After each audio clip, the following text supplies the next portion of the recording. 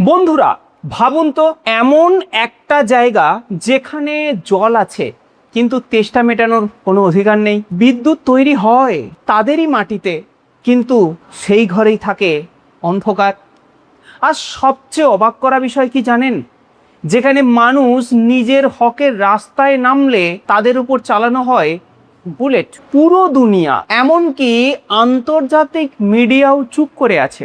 আজ আমরা কথা বলবো, হ্যাঁ ঠিক ধরেছেন, সেই পাকিস্তান অধিকৃত কাশ্মীর বা পিওকে নিয়ে। এখানে 81 কোটি মানুষের চোখের সামনে একটা এলাকা যা গত 2 মাস ধরে চলছে। কেন পাকিস্তান সরকার সেখানে ইন্টারনেট বন্ধ করে দিয়েছে? আর সবচেয়ে বড় প্রশ্ন কি জানেন? এই বিশৃঙ্খলা ভারতের জন্য ঠিক কতটা আশার খবর? আজকের ভিডিওতে আমরা সত্যের মুখোশ খুলে দেব। আমি আপনার সঙ্গে আলোচনা করব সেই সমস্ত কথা, যে সমস্ত কথা কেউ আপনার সামনে শেয়ার করে না।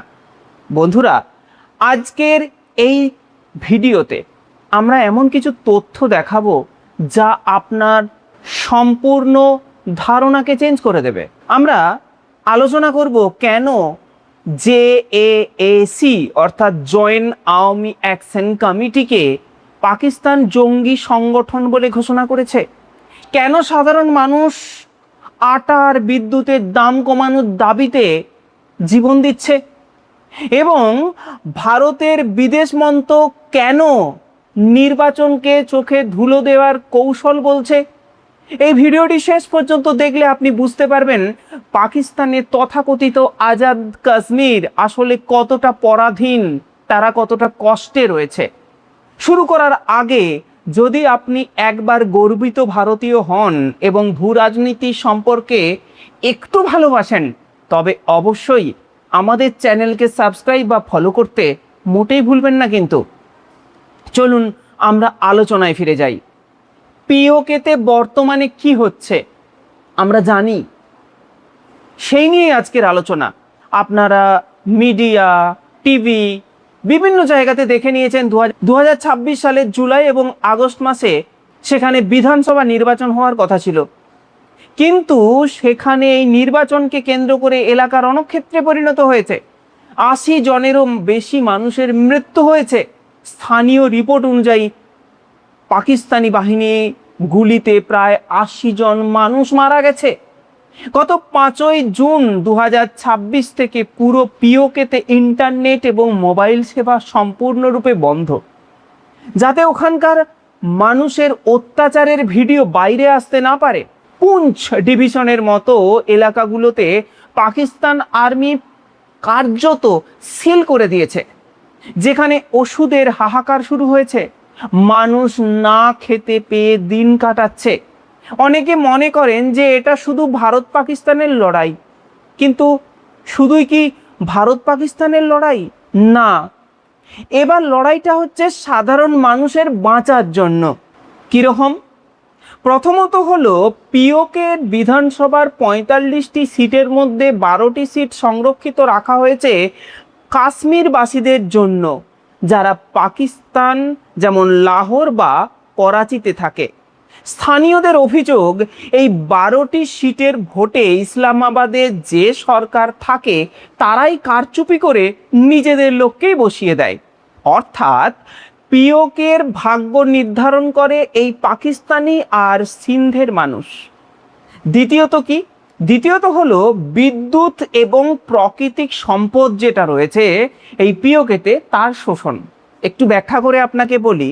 দেখুন, পিওকেতে মাংলা ডামের মতো বিশাল প্রজেক্ট আছে, যেখানে খুব সস্তায় বিদ্যুৎ তৈরি হয়। এটা কিন্তু আমরা যারা একটু জিওপলিটিক্যাল চর্চা করি তারা আমরা জানি। অথচ পিওকের মানুষ প্রতি ইউনিট বিদ্যুতের জন্য প্রায় 50 থেকে 60 টাকা গুনতে হচ্ছে। শুধু তাই নয়, তৃতীয়ত যে গন্ডগোলটার কারণে এই পাকিস্তানের এই প্রদেশের মানুষগুলো খেপে গেছে বা আন্দোলন করছে, সেটা হলো পাকিস্তানের অন্য প্রদেশগুলোর কেন্দ্র থেকে তারা প্রাপ্য টাকা পেলেও পিওকে দেওয়া সামান্য অনুদান বা গ্র্যান্ট তাদের সম্পদের কোনো অধিকার নেই শুধুমাত্র এই গ্র্যান্ট ছাড়া। পিওকে জ্বলছে, কিন্তু গ্লোবাল মিডিয়া কেন চুপ? এতগুলো কারণ, যেখানে সঠিকভাবে তাদেরকে সুযোগ দেওয়া হচ্ছে না, এই কারণে পিওকে জ্বলছে আমরা জানি। কিন্তু সাধারণ মিডিয়া, গ্লোবাল মিডিয়া কেন চুপ, সেই সম্পর্কে আপনাকে একটু বুঝতে হবে, বা আমি একটু ডিসকাস করে বলি। দেখুন, পাকিস্তান সরকার সেখানে আন্তর্জাতিক সাংবাদিকদের ঢুকতে দিচ্ছে না। পাকিস্তান সবসময় দাবি করে যে কাশ্মীরি জনগণ তাদের সাথেই আছে। এখন যদি তারা নিজেদের কাশ্মীরবাসীদের ওপর গুলির খবর দুনিয়াকে জানায়, তবে তাদের এত বড় বছরের মিথ্যা প্রচার করে রেখেছে তার উপরে তো ধস নামবে। শুধু তাই নয়, অ্যাকচুয়ালি আমেরিকা ভারত বা চীনকে বা ইরানকে কন্ট্রোলে রাখার জন্য একটা শেল্টার দরকার, আর সেই শেল্টারটাই হলো পাকিস্তান। আর সেই পাকিস্তানকে দাবার বোড়ে হিসেবে ব্যবহার করছে আমেরিকা, আর তাতে পাকিস্তান গিয়ে পড়ছে। এখানে কিন্তু পাকিস্তানের কোনো লাভ নেই। ওই তো দুধেল গাই, সেই দুধেল গাইকে বাঁচানোর জন্যই আমেরিকার ছত্রছায়ায় পাকিস্তান রয়েছে। আর সেই কারণে আমেরিকা সহ ইউরোপের বিভিন্ন দেশ তাদের উপর কোনো কথা বলে না। এখন আমরা আলোচনা করব ভারতের জন্য এর প্রভাব কি। দেখুন, পাকিস্তান বছরের পর বছর ধরে ভারতের কাশ্মীরে মানবাধিকার লঙ্ঘনের মিথ্যা অভিযোগ করে আসছে, এটা আমরা জানি।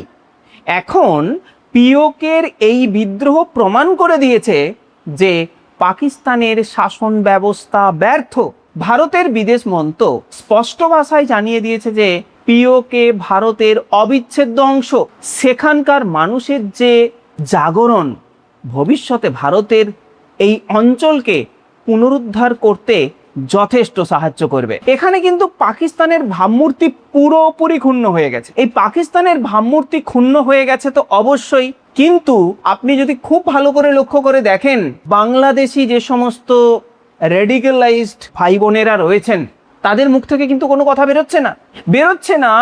এই বর্তমান যে সমস্ত বামপন্থী বলুন বা আদার্স যারা ওই তোষণ নীতিতে বিশ্বাসী আর কি, তাদের থেকে বেরোচ্ছে না। কেন বেরোচ্ছে না? আপনি যদি খুব ভালো করে লক্ষ্য করে দেখেন, যখন অপারেশন সিন্দুর হয়েছিল তখন এই সমস্ত মানুষগুলো ঝান্ডা ধরে বলেছিল এরাও তো মানুষ, এদেরকেও হেল্প করো, ইত্যাদি ইত্যাদি। এখন তারা কোথায়? যখন নির্বিচারে এই পাকিস্তানের মধ্যে রয়ে থাকা এই পিওকের উপর সাধারণ মানুষের মধ্যে নির্বিচারে গুলি চালানো হচ্ছে।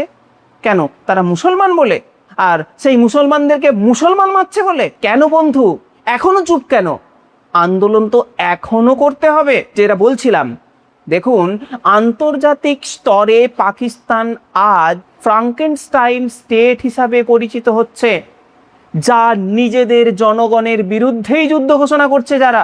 বন্ধুরা, পিওকের এই পরিস্থিতি আমাদের মনে করিয়ে দেয় যে স্বাধীনতা বা স্বায়ত্তশাসন শুধু কথা দিতে হয় না।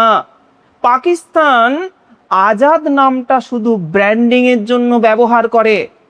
নেক্সট, শুধুমাত্র ধর্মের সুরসুরি দিয়ে কখনো একটা দেশের জনগণকে জেলখানায় আটকে রাখা যায় না, সেটা আরেকবার প্রমাণ হয়ে গেল। দেখুন বন্ধু, কাশ্মীরের মানুষের এই সংগ্রাম হয়তো আজ মিডিয়া দেখতে পাচ্ছে না বা মিডিয়া দেখাচ্ছে না, কিন্তু ইতিহাস একদিন ঠিক বিচার করবে। শুধুমাত্র ধৈর্যের অপেক্ষা।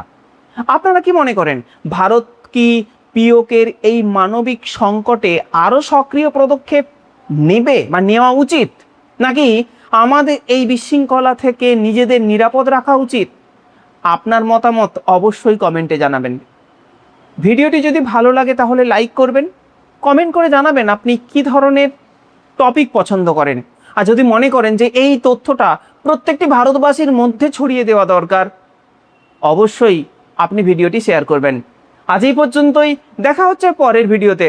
জয় হিন্দ, বন্দে মাতরম।